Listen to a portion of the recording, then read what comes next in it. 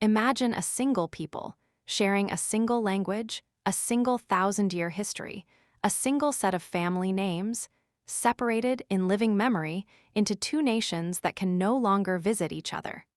That is the Korean Peninsula. Welcome back to Cultures of the World.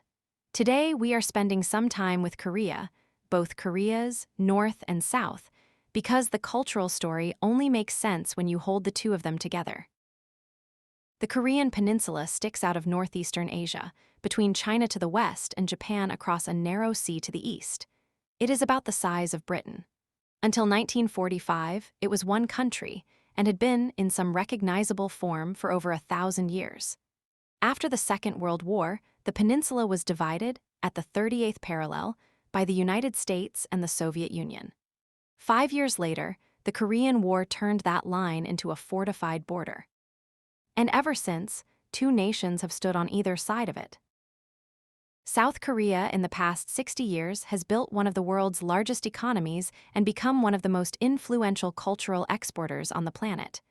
K-pop, K-drama, K-cinema, Parasite, Squid Game, Korean food in cities everywhere, Samsung phones, Hyundai cars, LG televisions.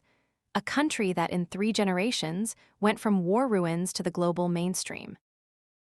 North Korea, by contrast, is one of the most isolated societies on Earth.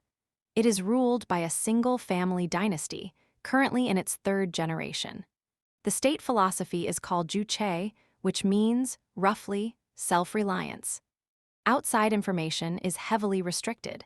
Most ordinary North Koreans have lived their entire lives without ever leaving their country or speaking to anyone from outside it. And this is the part to hold on to, they share everything else. Same language, same alphabet, same family of foods, same ancestral holidays, the same recipes for a kimchi. So let me tell you about Korean culture as a single, older thing, older than the political division, and then say a little about how it has gone in 2 different directions. First, the language. Korean is its own language family. It is not closely related to Chinese or Japanese or anything else still spoken. It has been around, in roughly its current form, for at least 1,500 years. And it has one of the most extraordinary writing systems in the world. It is called Hangul. Hangul was designed, actually engineered, on purpose, in the 1440s, by a king named Sejong the Great. Before Hangul, Korean was written using Chinese characters, which most ordinary Koreans couldn't learn. King Sejong wanted a script his people could actually use, so he commissioned scholars to design a brand new alphabet from scratch. What they came up with is genuinely beautiful. Each Hangul letter looks like a tiny diagram of the position your mouth and tongue make when you say that sound. The shape of the consonant for K looks like the back of the tongue against the soft palate. The shape for N looks like the tongue against the front teeth. It is, essentially, the world's only writing system that is also a phonetics textbook. The famous claim about Hangul is that you can learn it in a single morning. That is approximately true. The grammar of Korean takes years. The writing system genuinely takes hours. Let me teach you a few phrases. The polite Korean hello, you say, 안녕하세요. 안녕하세요. It is the bow and greet you use with anyone you don't know well, a shopkeeper, a teacher, an elder, a stranger. Literally, it means something close to, are you at peace? To say thank you, the formal version is 감사합니다. 감사합니다. And here is one I love. Before you eat a meal, particularly when someone has cooked for you, you say, 잘 먹겠습니다. 잘 먹겠습니다. It means, roughly, I will eat well. It is an acknowledgement to the cook and to the food before you begin. Korean meals are served all at once, family style, not in courses.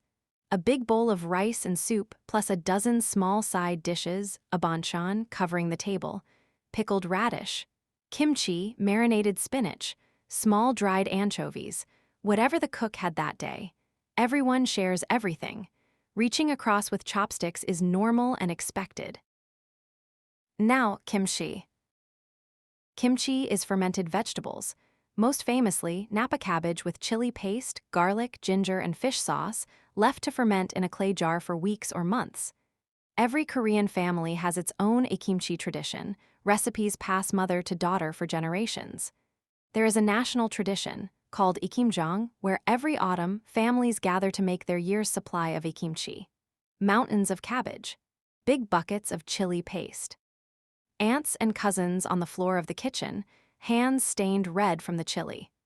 UNESCO recognized ikimjang as cultural heritage in 2013.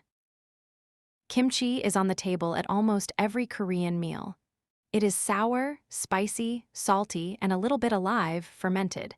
Modern food scientists love it. It is full of probiotics. Koreans have known this for centuries. Now for the wonder moment of today's episode. And it is, of all things, accidental. Because the demilitarized zone, the DMZ, between North and South Korea has been sealed shut, with no humans walking through it, since 1953, it has become, by complete accident, one of the most pristine wildlife reserves in East Asia. 160 miles long, 2.5 miles wide. Forest, marshland, rivers, completely untouched by farming or development for over 70 years. Endangered red-crowned cranes overwinter there. Asiatic black bears live in the forests. Roe deer, water deer, otters, lynx. There have even been credible reports of Amur leopards, possibly the rarest big cat on Earth, with maybe 100 left in the wild, quietly hunting in the DMZ. A whole strip of land, set aside by accident, where life has just quietly continued. While two armies pointed guns at each other across it, the cranes kept coming back to the same wetland every winter. There is something almost unbearably hopeful about that. Even the most violent border on Earth can, given enough silence and enough time, hold a sanctuary. Next time, we will travel south, to a corner of Southeast Asia where 3 cultures share a single block, and where breakfast can come from one grandmother, lunch from another, and dinner from a third. All on the same street they have lived on for 60 years. We will be in Malaysia and Singapore. Until then, my friend, the next time you see a piece of kimchi on a plate, take a small breath before the first bite. Acknowledge the cook. Acknowledge the fermentation that took weeks. Say, quietly to yourself, "Jal imakigesimnida. Aninyongi agaseyo, goodbye for now."